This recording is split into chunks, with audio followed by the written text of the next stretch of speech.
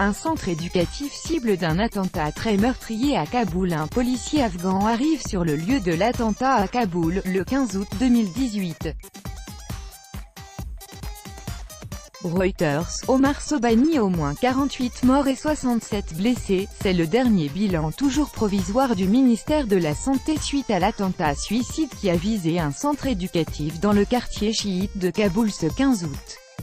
Toutes les victimes sont des civils, de jeunes lycéens qui se préparaient à l'examen d'entrée à l'université.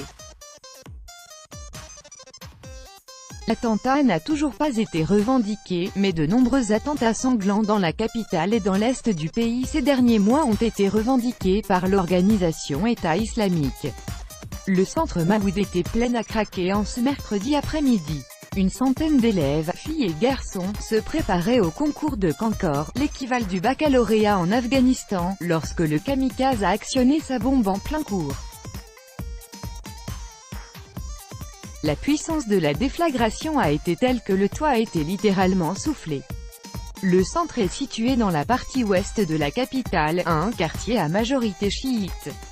Considérés comme hérétiques, les chiites sont régulièrement pris pour cible par le groupe État islamique.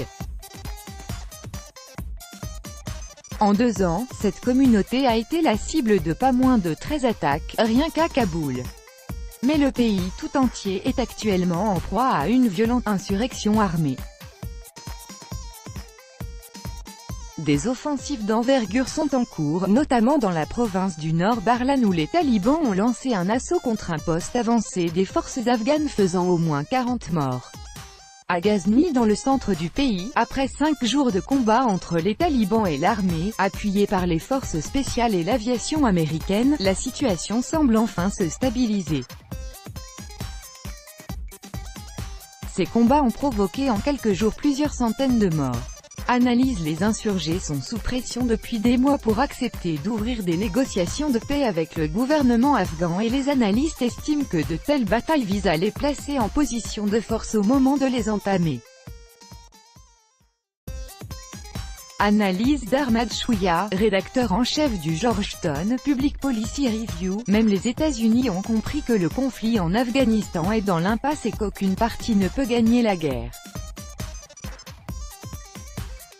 Si les talibans envisagent de prendre part à des discussions pour un règlement politique du conflit, ils doivent démontrer qu'ils sont capables de prendre au gouvernement afghan le contrôle de villes provinciales stratégiques.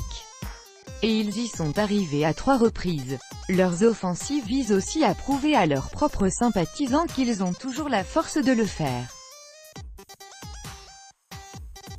Car lorsque les talibans ont annoncé début juin un cessez-le-feu de 3 jours pour la fin du ramadan, il y a eu des craintes dans les rangs des talibans que ce cessez-le-feu avec le gouvernement afghan, considéré comme l'ennemi, puisse démoraliser les combattants.